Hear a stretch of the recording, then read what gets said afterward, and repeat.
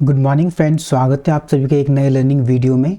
और आज के ये टॉपिक बहुत ही इंपॉर्टेंट होने वाला है, क्योंकि हम ट्रेडिंग में हमेशा क्या करते हैं कि जब हम ट्रेडिंग की शुरुआत करते हैं तो हमारे पास बड़ी कैपिटल नहीं होती है, लेकिन क्या उसके बावजूद भी हम अब एक छोटी सी कैपिटल से अपनी ट्रेडिंग जर्नी को शुरू करके उसको एक बड़ी कैपिटल में कन्वर्ट कर सकते हैं। तो आज का ये टॉपिक यही है कि एक छोटी सी कैपिटल से ट्रेडिंग की आप शुरुआत कैसे कर सकते हैं।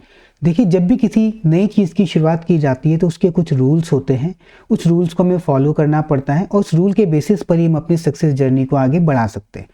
तो चलिए ज़्यादा वेट ना कराते हुए आपको इस वीडियो में लेके चलते हैं, और मैंने कुछ पॉइंट्स इसमें सेलेक्ट किए हैं जो कि आपकी ट्रेडिंग जर्नी को आसान बनाएगा। बहुत ही स्मॉल कैपिटल से भी आप शुरू करना चाहें तो उससे अपनी ट्रेडिंग को स्टार्ट कर सकते हैं। तो चलिए सबसे पहले हम क्या बात करते हैं कि जब भी कोई ट्रेडर ट्रेडिंग के लिए छोटी कैपिटल मार्केट में लेकर आता है तो सबसे पहली चीज़ तो उसको अपनी कैपिटल को प्रिजर्व करना होता है, उसको बचाना होता है। वो कैसे पॉसिबल होगा? सबसे पहली चीज़ है, हमें उसके लिए रिस्क मैनेजमेंट करना पड़ता है। रिस्क मैनेजमेंट में हम क्या क्या कर सकते हैं देखते हैं। सबसे पहली चीज़ है, जब भी हम अब रिस्क की बात करते हैं तो सबसे पहला रिस्क क्या होता है, जो भी हम कैपिटल लेकर मार्केट में आए हैं वो कैपिटल हमारी वाइप आउट ना हो जाए, हम उसको सेव कर सकें, उसका सेफ गार्ड हम कर पाएँ।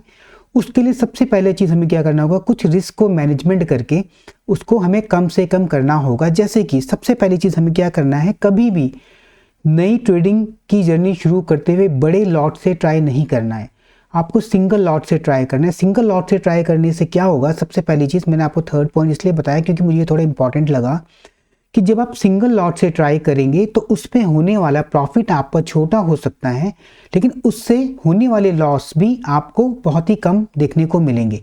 बट अगर आप शुरुआत में आते साथ एक बड़ी कैपिटल को इन्वेस्ट कर देते हैं या एक बड़े लॉट साइज से आप ट्रेड करना शुरू कर देते हैं तो उस केस में अगर ट्रेड आपके अगेंस्ट चले जाता है तो आपको प्रॉफिट होने के बजाय कई गुना ज़्यादा मात्रा में आपको लॉस हो जाएगा। तो पहले ही हमारा जो रूल था वो रिस्क मैनेजमेंट का तो वायलेट हो जाएगा। तो हमें सबसे पहला काम क्या करना है, हमें ये ध्यान रखना है कि सिंगल लॉट से, सबसे कम लॉट से सबसे पहले हमें ट्राई करना है, मार्केट को सीखना है, तब हमें आगे बढ़ना है। सबसे पहले आप क्या करेंगे, कभी भी लॉट साइज को अननेसेसरी अपने बीच में कभी भी बढ़ाना या घटाना नहीं करना है। एटलीस्ट आपको 3 से 6 महीने तक एक सिंगल लॉट से ट्राई करना है। जब आप उस सिंगल लॉट से, सपोज कीजिए पहले महीने में आप क्या करते हैं, कुछ लॉसेस में रहते हैं, सेकंड मंथ में आप उस लॉसेस को कवर करते हैं, थर्ड में आके आप एट पार चलते हैं, फोर्थ में जब आपकी ट्रेडिंग जर्नी थोड़ी इंप्रूव होती है और आप धीरे धीरे प्रॉफिट को कमाना चाहते हैं तो आप देखिए 4 मंथ के बाद अगर आप कॉन्स्टेंटली प्रॉफिट बना पा रहे हैं, यानी कि सिंगल लॉट को आप तब 5th या 6th मंथ में उसको डबल लॉट, ट्रिपल लॉट कर सकते हैं अकॉर्डिंग टू अपने रिस्क मैनेजमेंट। तो कैपिटल को सेफ गार्ड करने का सबसे पहला तरीका यही होता है कि आप अपने रिस्क को मैनेज करें और सबसे कम यानी सिंगल लॉट से ट्राई करें। सबसे पहले सिंगल लॉट से ही आपको ट्रेड करना है, तभी आप अपने रिस्क को मैनेज कर पाएंगे। ठीक है, दूसरी बात मैं आपको बोलना चाहूँगा, जब भी आप ट्रेड लेते हैं तो ट्रेड लेने से पहले आपको सबसे पहले ये देख लेना है, हमारे मन में क्या चलता है कि मैं एक ट्रेड ले रहा हूँ, मैं इसमें 500 रुपये कमा लूँगा, 1000 रुपये कमा लूँगा, 2000 रुपये कमा लूँगा। हम सोचते हैं कि हम प्रॉफिट कमाने के बारे में सोचते हैं, लेकिन हमें सबसे पहले क्या सोचना है, हमें अपने लॉस के बारे में सोचना है, हमें अपने रिस्क के बारे में सोचना है। हमें ये देखना है कि जब हम कोई एक ट्रेड को इनिशिएट करते हैं तो उस ट्रेड के पीछे हम कितना गंवा सकते हैं। अगर वो चीज़ आपने पहले से प्रीडिफाइन कर लिया तो मैं आपको विश्वास दिलाता हूँ कि आने वाले समय में ट्रेडिंग करते करते आप अपनी ट्रेडिंग जर्नी में इतने ज़्यादा एक्सपर्ट हो जाएंगे कि आप जब अपने लॉस को, अपने रिस्क को मैनेजमेंट कर पाएंगे तो रिस्क आपको कितना देना है, आपको अपना लॉसेस कितना मार्केट को देना है, मार्केट को सीखने की फीस आप कितनी देना चाह रहे हैं, अगर आपने वो पहले से डिसाइड कर लिया तो आप देखिए उसका एक पोर्शन आपने फिक्स कर दिया है। लेकिन प्रॉफिट की कोई लिमिट नहीं है, प्रॉफिट को आप बढ़ा सकते हैं, लेकिन लिमिट को आपको अपने लॉस को कम करना होगा। और लॉस को कम कैसे कर पाएंगे, जब आप प्रॉपर स्टॉप लॉस अपने चार्ट पर लगाएंगे। अपने मन में नहीं लगाना है कि मैं इस पॉइंट पे आएगा तो मैं इसको कट कर दूंगा। आपको क्या करना है, हमेशा स्टॉप लॉस को अपने चार्ट पर लगाना है। आपका हो सकता है शुरुआत में 1-2 बार स्टॉप लॉस हिट कर जाए, बट आप उसको नेगेटिव वे में ना लें, क्योंकि स्टॉप लॉस का प्रॉपर मतलब ये होता है कि आपने अपने लॉस को मिनिमाइज कर दिया है, उससे ज़्यादा मार्केट आपसे ले ही नहीं सकता है। चाहे मार्केट कितने भी बड़े मूव दिखा के आपके अगेंस्ट चले जाए, आपने जितना मार्केट को फीस देने का डिसाइड किया था उतना आपने स्टॉप लॉस अपने चार्ट पे लगाया हुआ। तो सेकंड कंडीशन ये रहेगी कि आपको जब भी रिस्क मैनेजमेंट करना है तो प्रॉपरली अपने ट्रेड में स्टॉप लॉस को चार्ट पे प्लेस करना ही होगा। ठीक है, सेकंड पॉइंट आपको ये ध्यान में रखना पड़ेगा। थर्ड पॉइंट की मैं बात करूं तो जब भी आप स्टॉप लॉस लगाते हैं, ये एक बोनस टिप आप मेरी तरफ से समझ लीजिए। स्टॉप लॉस को आपने लगाया और स्टॉप लॉस लगाने के बाद अगर आपका ट्रेड आपकी डायरेक्शन में मूव करना शुरू हो गया है, अगर आप ये मान के चल रहे हैं कि आपने स्टॉप लॉस 15 पॉइंट का लगाया है लेकिन मेरे को टारगेट 30 पॉइंट का चाहिए, तो जैसे ही आपका टारगेट 30 पॉइंट के पास आता है तो आप क्या कर सकते हैं, क्योंकि आपने जितना रिस्क मार्केट को देना था 15 पॉइंट का, वो स्टॉप लॉस तो आप लगा चुके थे। तो अब जैसे ही आपका 15 पॉइंट आपने गेन किया है तो आप अपनी स्टॉप लॉस को 15 पॉइंट जहां आपकी कॉस्ट थी वहां पे आप लगा देंगे। तो अब इस ट्रेड में क्या हो रहा है कि आपका रिस्क बिल्कुल नील हो गया है। मार्केट आपके डायरेक्शन में जाता है, उसकी कोई लिमिट नहीं है, वो आप प्रॉफिट को मैक्सिमाइज कर सकते हैं, लेकिन आपका रिस्क बिल्कुल जीरो हो गया। ये सबसे अच्छे ट्रेड होते हैं। रीजन क्या होता है कि आपका रिस्क इस ट्रेड में कुछ नहीं रहता, सिर्फ एक ब्रोकरेज का रहता है। बाकी प्रॉफिट आप मैक्सिमम कर पाएंगे अगर आप अपने स्टॉप लॉस को अपनी कॉस्ट पर लाकर लगा देते हैं। ठीक है, तो आपको थर्ड काम ये करना है कि सबसे पहले आपको अपने रिस्क मैनेजमेंट पे बहुत ध्यान देना है। सिंगल लॉट से ट्राई करना है, स्टॉप लॉस को हमेशा अपने चार्ट पे प्लेस करना है, और जैसे ही आपको मौका मिलता है, जैसे ही आपके डायरेक्शन में चार्ट मूव करता है, तो आपको क्या करना है, उस समय पे अपने स्टॉप लॉस को सीधा कॉस्ट पे लगा देना है। कॉस्ट पे लगाने के इतना अच्छा बेनिफिट मैंने देखा है रियल लाइफ में कि आपका जाने के लिए तो कुछ भी नहीं है, क्योंकि आपने अपने स्टॉप लॉस की वैल्यू से ऊपर लगा दिया है, लेकिन आने के लिए आपके पास बहुत कुछ रहता है। डिपेंड करता है मार्केट की मूवमेंट कैसे रहती है। ठीक है, ये चीज़ आपको ध्यान देना है। और एक दूसरी बात, कभी भी आपको होप ट्रेडिंग नहीं करनी है। आपको ऐसा नहीं करना है कि मेरे को ऐसा लग रहा है कि मार्केट अभी ऊपर जाएगा या मार्केट अभी नीचे जाएगा। आपको प्रॉपर अपनी वैल्यू का वेट करना है। जैसे कि हम अपने एलटीपी कैलकुलेटर पे देखते हैं ना, अपनी वैल्यू को देखेंगे, वैल्यू के अकॉर्डिंग ही हम उसमें ट्रेड करते हैं।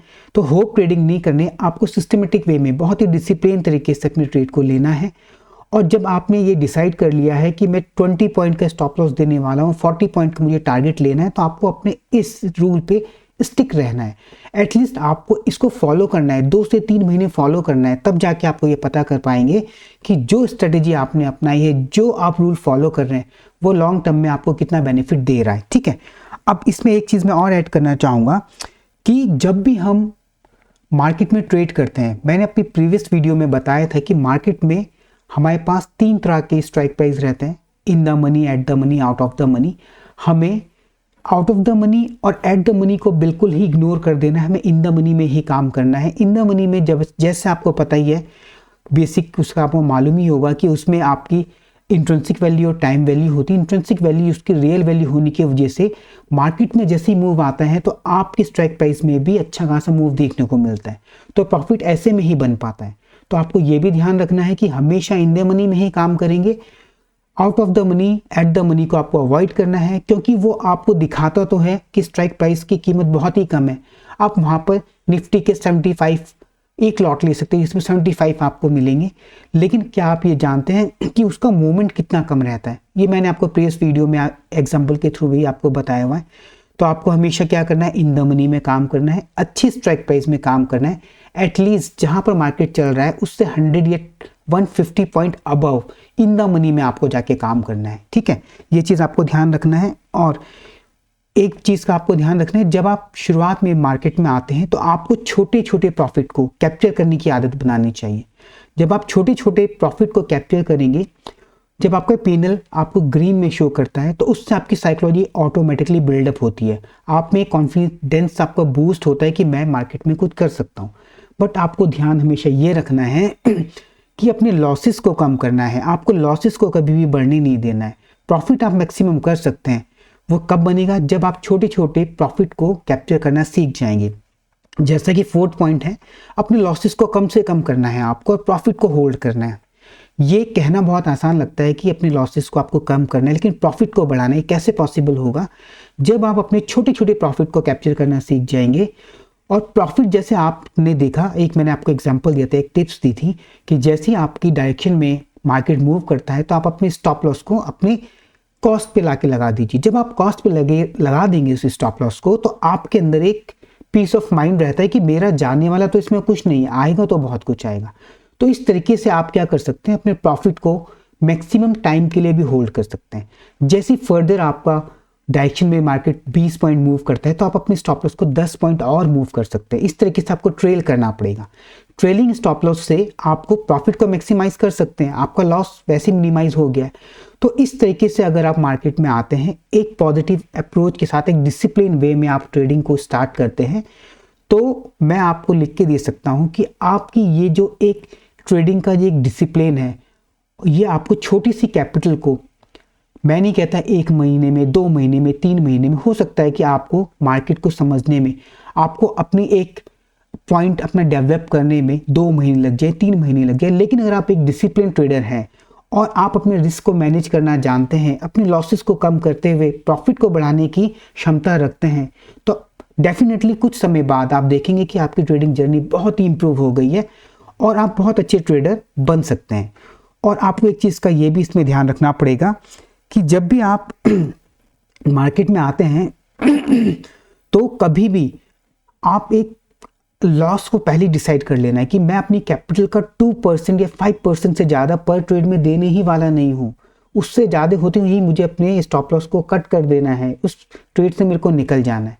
प्रॉफिट के लिए आप होल्ड कर सकते हैं, ये डिपेंड करता है कि आपने किस स्ट्राइक प्राइस पे आपने कोई ट्रेड को इनिशिएट किया, क्योंकि स्ट्राइक प्राइस भी बहुत मैटर करते हैं। इन द मनी में ही काम करना प्रेफर कीजिए हमेशा, ठीक है।